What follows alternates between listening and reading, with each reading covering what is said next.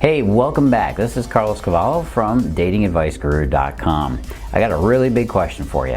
What is true love? Do you know what it is? Well, that's what we're going to talk about today. I'm going to give you 7 key signs of true love. Hey, and as always, make sure you do the big 3. What are they? Number 1, make sure you like and subscribe to the videos. Number 2, turn on your notifications, that little thing below next to the subscribe button, so you know when the next one comes out. And of course, leave me your questions and comments below. Well, it is. It's one of the oldest questions ever asked. What is true love? And how do you know when you have it? Well, in order to understand what true love is, we need to understand what it is first. You can think like a romantic, but you'll probably get into trouble that way. You might have even noticed that the most romantic outlook, especially the most romantic people you know, right? They tend to have their relationships end in heartbreak a lot of the time. And the realists out there are no better because their attitude, well, kind of gets pessimistic after a while, and it blocks them from true love and experiencing the magic of it. Defining true love is no easy task, but let's take a shot at it. What is true love? Well, love is a strong feeling of attraction and connection with a person. But beyond this thin definition, there's actually a lot more going on. Now, if you're a romantic, you might define love as a mystical union of souls, or that it's written in the stars. If you're a little bit more of the realist, you might define love as a biochemical hormone cocktail that hypnotizes you into making babies. Yes, I actually just said biochemical hormone cocktail. And you know what? Both of those definitions would at least be a little bit right. If you were to go out and ask 1,000,000 people out there what the definition of love is, you get about 1,000,000 different answers. We all have our idea of what true love is, but it's always going to match our own experience and our own needs and desires. I went out there on the internet looking at some of the definitions of true love, and they're all pretty limp. They're really bad. I think my own 8-year-old daughter could do better. In fact, here's what she actually said when I asked her. Love is that cool feeling 2 people have that makes them want to be with each other. Now, I don't know about you, but I'd go with her response more than deep affection or any other lame ones I saw out there. A lot of people subscribe to the least amount of work method of defining their relationships. They use a fantasy bond, this idea of this fantasy bond between them, to give them a feeling of closeness and security in their relationship. Now, a fantasy bond is an illusion of connection and closeness that allows couples to maintain an imagination of love and loving while they get to preserve a certain amount of emotional distance from the other person. A fantasy bond forms when couples substitute real love and real closeness for the form or the appearance of being in a relationship. In other words, the appearance of a relationship without the depth and the vulnerability. This kind of bond really feels thin and fragile. So before we describe what true love is, let's go through the stages of true love. What stages do you go through? So this will help you understand what both of you are experiencing on the path to this kind of relationship. True love, phase number 1.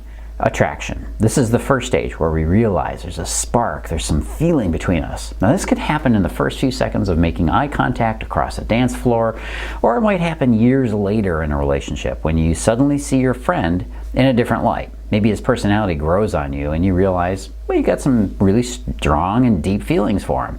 But I will caution you that it's actually pretty rare that friendships evolve into passionate romances. Most often, a woman will make a decision in the first few minutes of being around a guy as to whether or not she would ever hook up with him or even consider dating him. It can happen, but for the most part, you're going to feel attraction right off the bat. It's that sexual tension that lights you up with excitement. This phase is also called lust because you feel the initial stirrings of infatuation that will obsess you and power you forward for weeks to come. And this is assisted by some very important hormones, remember that cocktail, that are released into your brain to ensure that you bond with him long enough for the next phase of love. All of these hormones help you focus on the other person and develop this initial fascination that will turn into sexual attraction later on. Some of those hormones are norepinephrine, oxytocin, serotonin, dopamine. This is that potent love cocktail that kicks in when you feel attraction for somebody. It's there to start the process of connection that is meant to end in the wild monkey love that you get in bed later on. All right, true love, phase number 2 is love. Yeah, after the first few months of dating has come and gone, you're probably now in the next stage, which is, ta-da, you're in love. Congratulations, but don't get too excited. This doesn't mean that you've locked him down yet.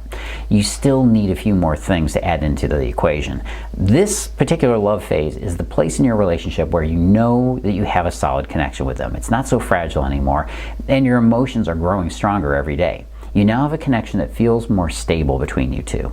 One of the most common blocks to making true love happen is when a woman doesn't know how to get a man who is obviously in lust with her to fall in love with her. That's a big gap. Still, there's something not quite there to balance the relationship out and give you that feeling of complete security. Then comes the next phase. True love phase number 3, if you can make it this far, is the commitment phase. The final stage of love is often the one that takes the most work. Commitment. It's not about getting a commitment from him, okay? It's not the getting. I find that many women act out in relationships and then blame the man's reaction to her as his commitment phobia instead of really her commitment issues. It's an easy way to pawn it off on him. It's a very common pattern, and this situation is not only unfair to him, it's a deception that will leave her confused for years about why it is she can't make relationships last. What's going on? You may have even found yourself at this stage. You've gone through the attraction stage, you know you're in love, but you just don't know how to take it to the next level with him. I'm going to explain a little bit more about how to do that step, by the way, to get to the end goal in just a little bit. Keep in mind that it's very rare to ever fall in true love right off the bat. In fact, I don't think it ever really happens quite like that. Sure, you can look back and say that the first time you saw each other, you might have experienced love at first sight, but the truth is that you can only say that now because it actually worked out. If it hadn't worked out in your relationship at all, well, you wouldn't have been able to say what it was. You would have just forgotten about it and never brought it up again. In order for a romance to turn into true love, it has to go through all 3 of those stages. So now let's take a look at the answer for what is true love. What is true love? It's difficult to define true love in a way that would meet everyone's desires, but there are some qualities that stand out as being critical, really essential. Let's go through them. Quality of true love, number 1, honesty. This one doesn't get enough credit when it comes to essential ingredients to love. You have to be willing to be brutally honest with yourself and your man if you want the relationship to turn into true love. Now, when I say brutal, I mean revealing everything. You see, when a couple creates a black hole where they hide their secrets from the other person, it starts out, well, innocent enough. Maybe you don't tell them about that attractive guy who wants to come to your birthday celebration, but you're really hoping he does. But since you hid that little secret from him, maybe it's also okay to not tell him about those dresses you bought that were way out of the budget. Or not tell him about the tiny scrape under the front of the car. Or that you checked his phone the other day because you were worried. You see how this can get out of control after a while? Where's the line between honesty and making yourself feel better end? Well, we need to make sure we're honest not only with him, but with yourself. Are you really doing the things for the reasons that you're making up or telling yourself? Is what you're about to do going to have an impact on the relationship? What if he knew about some of the stuff you've been hiding? These are all questions you have to be willing to answer to keep yourself honest first. To quote William Shakespeare, that great bard, "To thine own self be true." Qualities of true love, number 2, no manipulative games. Now, I know you're wondering about that manipulative I stuck in there. After all, aren't all games between people manipulative? Well, not really. Some are definitely more manipulative and deceptive than others, especially when we set out to deceive someone for our own selfish needs. On the other hand, there are some games that are necessary in life. These are what I call the light social games. They're not intended to be malicious or hurtful or even to deceive. In fact, many of them, I would say, are the kind of games where we are kind of winking at the person, where we both know what's going on, that we're playing a game. For example, here's an unhealthy or a bad or manipulative game. You call up your boyfriend, you tell him you're feeling a little sick, hoping that he will take a little pity on you and come over so you don't have to feel so lonely. Now, this is what many therapists call a bid for attention. It's a light, delicate way of trying to connect without risking too much. But the problem arises when this becomes the only way you can ask to get your needs met. It becomes habit. When you're indirect all the time, you devalue yourself. Now, you have to be willing to reach out and risk a little to get what you want. The unfortunate thing is that so many people these days are so caught behind and anxious, and well, they just have no energy to make that little bit of room to be vulnerable to other people. Now, here's an example of the other side. This is a healthy, a good kind of game.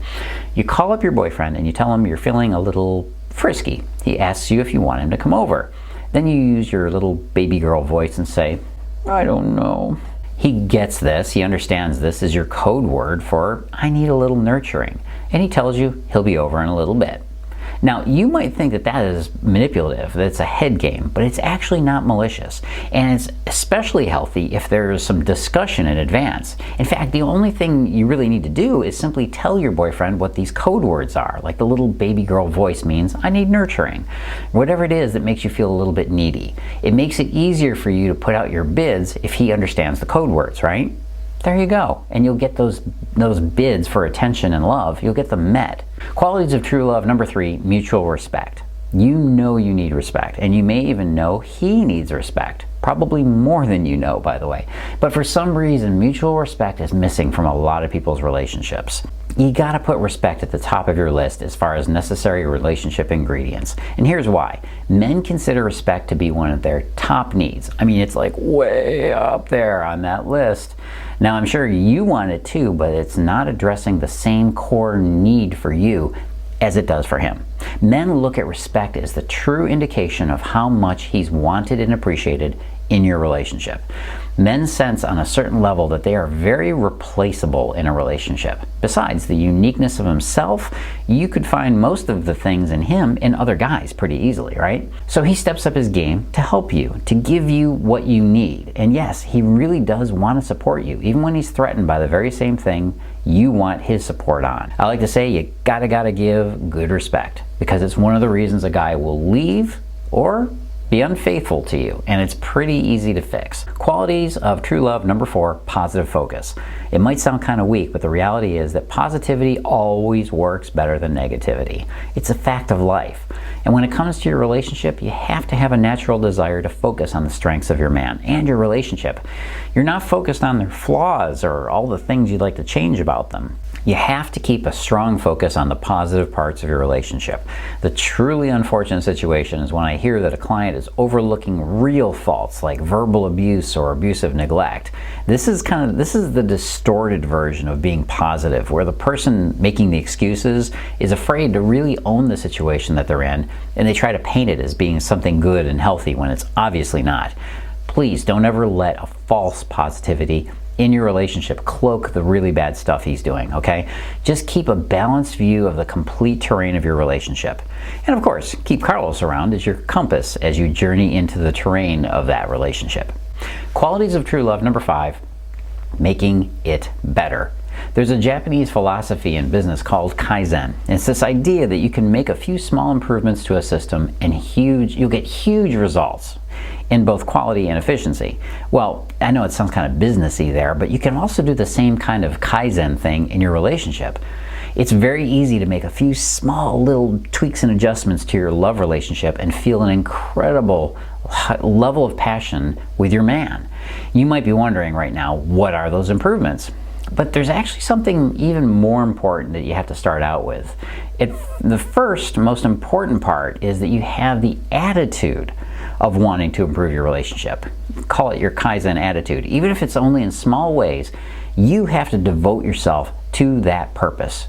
You're always going to have the occasional disagreement and conflict in a relationship. That's just the way things go. But if you're always in motion towards the solution to those conflicts and arguments and disagreements, your momentum will keep you moving forward towards a better relationship. Qualities of true love, number 6, dropping the defense. I like watching other couples to see how well they have their connection skills polished.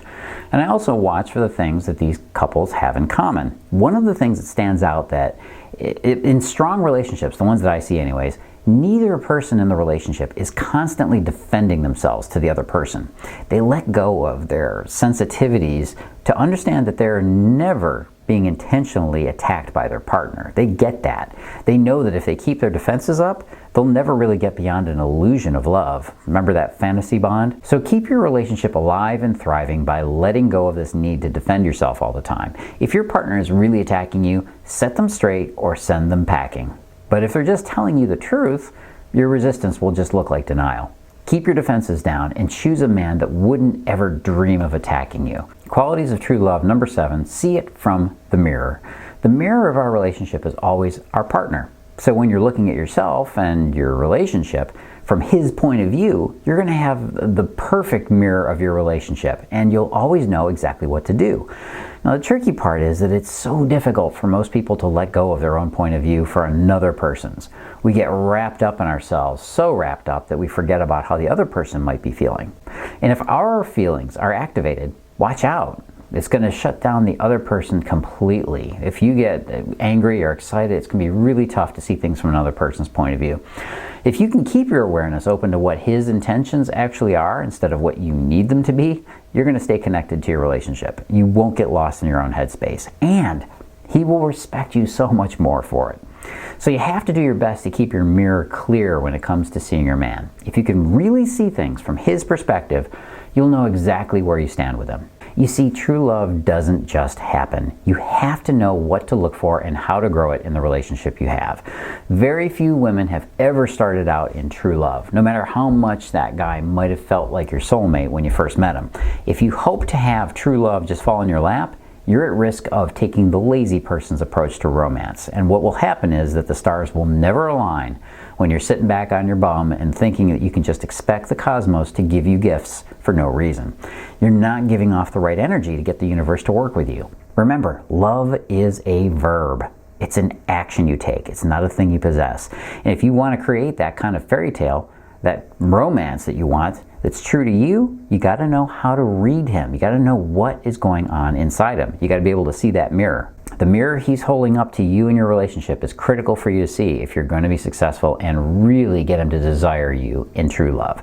Yes, the key is to know how to read his signals. If you want to do that, just click that little link you see below me there. Go on over to datingadviceguru.com/read his signals. Hey, and as always, make sure you do the big three. What are they? Number one, make sure you like and subscribe to the videos. Number two, turn on your notifications, that little thing below next to the subscribe button, so you know when the next one comes out. And of course, leave me your questions and comments below.